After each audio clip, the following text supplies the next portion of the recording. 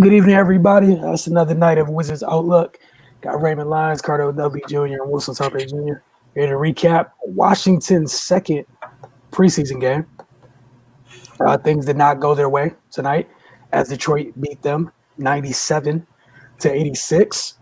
I want to start with you guys. Just Ray, I asked you first, just your initial thoughts on this one.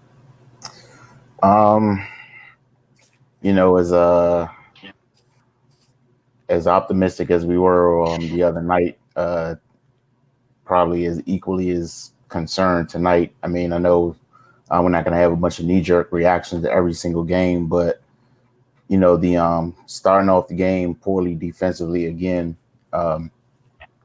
it's not that's not something you want to get into the habit of doing.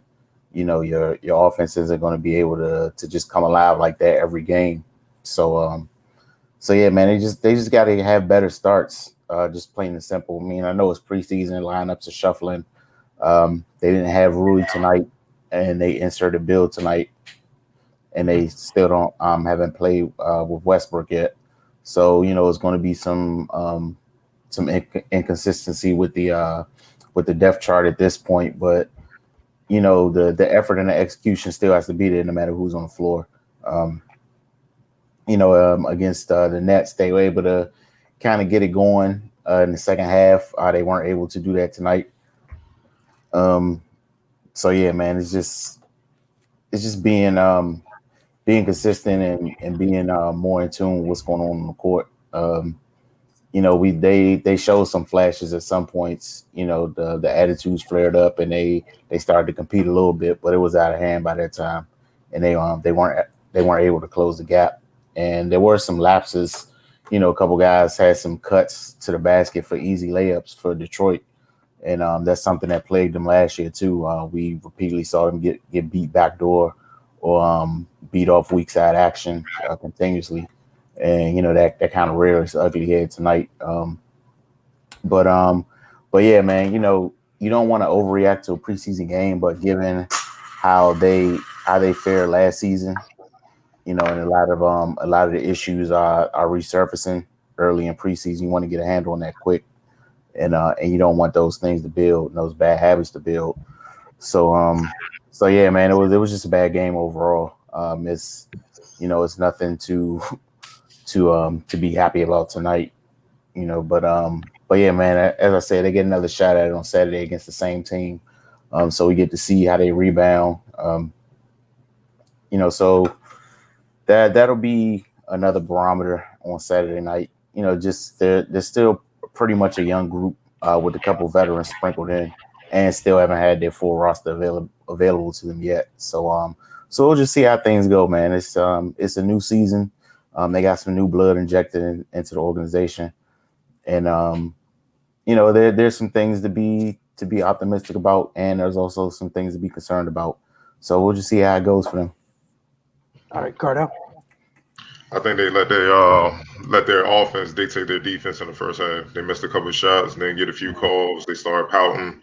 And honestly, you can kind of look at Bill with that, not getting back on defense, and it's 4-on-5, and he's coming back trailing, they moving the ball, and dudes getting point blank dunks and layups. You know what I'm saying? This just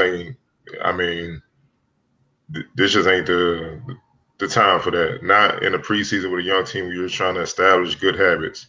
And as the leader of the team, you can't do that. And I'm not picking on them because they were far from the only ones that didn't really play solid defense consistently enough in the first half.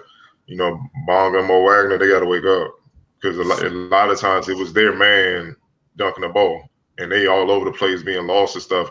And that's a far cry from what we saw in practice when they send us clips and stuff like that, when they're communicating on that. They just work on that. And post-game, Bill let it be known that Brooks got into him. He was pissed. And it's just the second, game in the preseason. He's already at that point. And as a coach, you kind of understand why they get pissed about certain things and why they go, oh, fool, we just literally worked on that yesterday. And how did all that communication, pointing, telling guys where to go, how did all that go away as soon as the game started? In the first quarter, Detroit shot 59% from the field, 55% from three. I mean, now you behind. You know what I'm saying? I mean, Josh Jackson looking like he's trying to be an all-star this year. You know what I'm saying? And he's trying to secure a spot on the team. That can't happen. You know, that just flat out can't happen, man. I know, like Raymond said, they're throwing different lineups up there, trying to give guys opportunities to not only make the roster, but to battle for minutes. But at the same time, man, you gotta have more pride in that. And that's why I think Thomas Bryant got frustrated, because a lot of times he found himself he got to leave his man to try to make hero blocks because the other guys are not doing what they're supposed to do on defense. Look, man, we saw what we saw last year, man. Like, I don't care about nothing offensively. I'm looking strictly at defense to see. I'm dead serious. I don't care how many points so-and-so did. That don't matter to me. Because if they don't defend, they're going to be at the crib again when playoff time comes. And this ain't the season for that with the back-to-back. Some games will come quick and fast and hurry. So I think that's just what it is, man. And Brooks should have went off, because y'all shouldn't be in this position the second game of the season, of the preseason, where y'all letting your offense dictate your defense, and you're getting emotional, losing your cool this early. That's just a bad sign. They got to clean up some stuff ASAP. They're gonna see, like Wilson said, they're gonna see Detroit again on Saturday. That should be a game where they try to make amends for tonight, because this is unnecessary. And you can see it was them, because in the second half they buckled down and they defended the Pistons and they made it a game. At least in the second half, they outplayed them in the second half. They the ones that scored over 50, and they held Detroit to 39 points. So why couldn't you do that in the first half? Like I said, putting a full 48 together, that's the key. Yeah, and like you said, just try to piggyback on a couple of things you guys already mentioned. We and you literally saw the opposite in the team that they played tonight. Like, literally for Detroit, almost everything came off of their defense. Mm-hmm. And, Cardell, as you mentioned, in the second half for Washington kind of locked everything up. Yeah, it makes the first half that much more frustrating, because Detroit knew what they had to do defensively. And it's one of the things Jeremy Grant, Coach Casey, Delon Wright mentioned after the game was, their defense is ahead of their offense, and they're fine with that right now. Like, that's one of the things they can't control. And I'm sure that's one of the things leading to Scott Brooks' frustrations, because that is the side of the thing where you can't control your effort, your energy on that end of the floor. And once again, like you guys said, the fact that you're already here is ridiculous. A couple things that's, popped out in terms of thought tonight. Jeremy Grant, for some of the people that are wondering why he got some of the money that he got on the open market tonight, the work he's put into his game, more than a couple times a night, just off good ball movement. You saw him knock down open threes. No, it's not the most exciting things for some of you folks out there, but you couple that with what he brings to the table defensively, you see why. And you saw how annoying that team was defensively in the first half. Troy Weaver's one of the things that's clear. They went and got a whole bunch of folks with length and athleticism. Again, offense will come a little bit later. Got to see a little the opportunity. Coach Casey mentioned the opportunity for Josh Jackson. Yeah, it's just preseason, but for a very talented kid, this could be the last big opportunity he has. So it's about him seizing it as well. We saw a little bit of growth from Sekou in terms of his ability to finish, a little bit stronger, get into the basket. Obviously, everything's not perfect, but I like the energy those two came off the bench with. So again, these two teams are going to see each other again Saturday. And for Washington, the one thing I can probably guarantee you is the Pistons, they're going to come out with the same intensity. You need to match it. You need to match it from the opening tip. And again, they got off to a 20-point lead. It's not like Blake Griffin had a huge first half. We really forgot Blake was out there for the most part in the first half. First time we really thought about Blake was the little mini non-scuffle between him and Thomas Bryant, and that was in the second half. But I guess anything you guys, Cardell, what you wanted to add from some of the post-game notes from Washington side. Also, before I get there, I want to mention Dylan Wright. He shot their eyes on the first quarter with those threes, and on top of what Sekou and Josh Jackson were doing. Those three are the ones that really opened the game up. And, I mean, young players. I mean, Dylan's a vet, outside of him, but he's a role player. Sekou's a youngin'. Josh Jackson's trying to make sure he's secure a roster spot. And you getting outplayed by them. You know what I'm saying? That's just unacceptable. Even though they have talent, it's still unacceptable. But like I said, Brooks just felt like they didn't come out with this sense of urgency that they should always come out with, and that's his emphasis on the season. He's kind of like me. He ain't tripping off all the offense and pretty. So that's for the fans. For him, he knows what it's gonna take to win games, and your defense got to be on point. And you start to see the league kind of get back to that, because I think that across the league, a lot of coaches got fired, a lot of players got moved. I think across the league, it's starting to become a tone like, we got to get back to playing all around basketball where guys play defense and stuff. Because all this one-on-one and there's no resistance defensively. I mean, if you don't have those KDs and those guys like that, you're going to be at the crib watching the playoffs every year, and then you're going to be out of a job. And then if you're a player, you're going to be traded or out of a job. It's as simple as that. But he just said, just a sense of urgency on defense. He also said, sent the message out there loud and clear. He's saying, look, man, for the most part, a lot of guys still competing for minutes and a chance to be on the team. He said, we only going 9, maybe 10 deep this year. And this is your opportunity. So for certain guys to come out, they got some starting nods tonight and come out like that, it ain't a good look. You know what I'm saying? He pretty much set in that tone. He's like, all right, when the season comes, that rotation it's gonna be hard to crack that rotation. So this is your opportunity. And it's just like, you don't want to hear any whining or complaining when you're not getting minutes later on in the season. That's your fault. He's giving you a fair opportunity to prove yourself. And this all, as a player, that's all you can ask for. You see what I'm saying? So we're gonna see what they look like on Saturday, man. But those are the notes, man. You could tell he was just pissed. It was just about energy, effort, playing for one another, playing unselfish, playing to win, just doing what you need to do to win. And he didn't name a lot of names where he felt like guys on the Wizards were doing that tonight. Ray, you had any final thoughts you wanted to add? I know it's only 48 hours before these guys lace them up and do this again. So it's not that much. It's not going to be anything.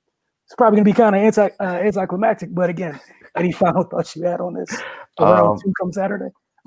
Just kind of touching on something Cardell brought up earlier. Bill's body language wasn't good, man. He just looked sluggish, low energy. I don't know what that was about. Just kind of looked like he was going through the motions. Like, if he's a veteran now. Like, they showed the clip of him, kind of coaching Denny up in practice the other day and, giving him some pointers. Man, you got to lead by example as well. And I would have expected him to come out, guns blazing. And, they kept mentioning during the broadcast that, Detroit was throwing doubles and triples at him or whatever. But that's what it is, man. After the season, you had people, they gonna do that. So you gotta be prepared. You gotta be. I don't know if he wasn't expecting it in preseason, but that's just a professional lapse on his behalf. It's not a full indictment on him, because I know the type of player he is, but it just wasn't a good showing tonight. And speaking of Denny, I mean, I like his aggressiveness. He didn't have the game he had against New Jersey, but he was still taking the shots. He's still trying to make plays, and in his they showed his post game presser, and he pretty honest about his performance. I think that was a good self evaluation on his part, and him having professional experience, I think he knows how this is going to go. There's going to be ups and downs, and I think he's in a good spot mentally, just to kind of figure things out for this season. It's like Brad said to him when they showed the little clip.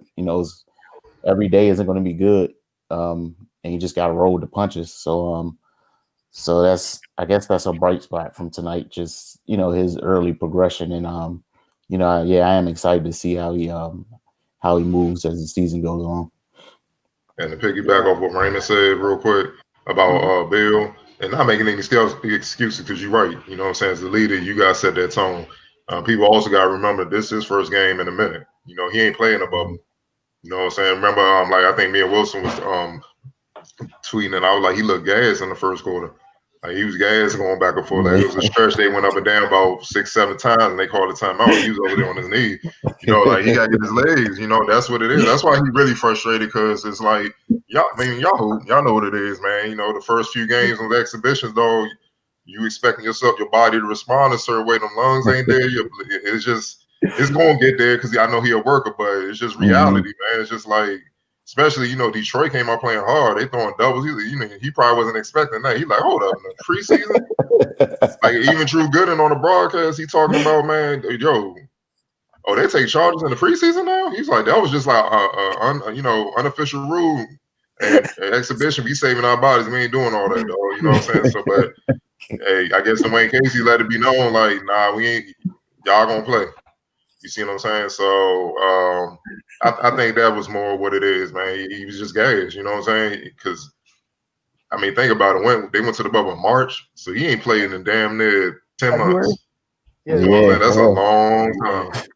That's a long time. And you got to understand, he was injured, so not only was he not playing, like the teams that didn't make the playoffs, they still had their little bubbles where they could work and scrimmage and practice against one another, go to the arena and work out.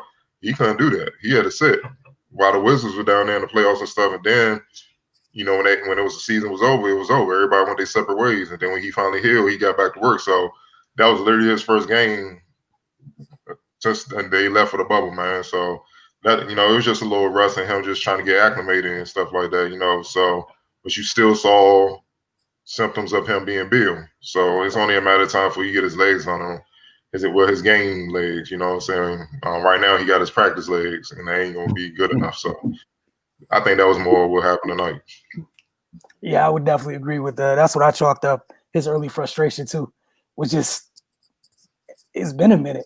I can't do my body's not doing what my mind's telling it to do. My mind said hit that gap, I hit the crease, I'm cool, put this floater up.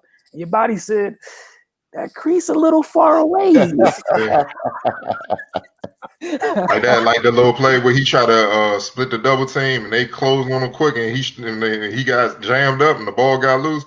Normally he splits that. His legs just, hey man, he ain't had that explosion to get through that gap, dog. It is what it is, man. So he out of shape. He ain't in game shape.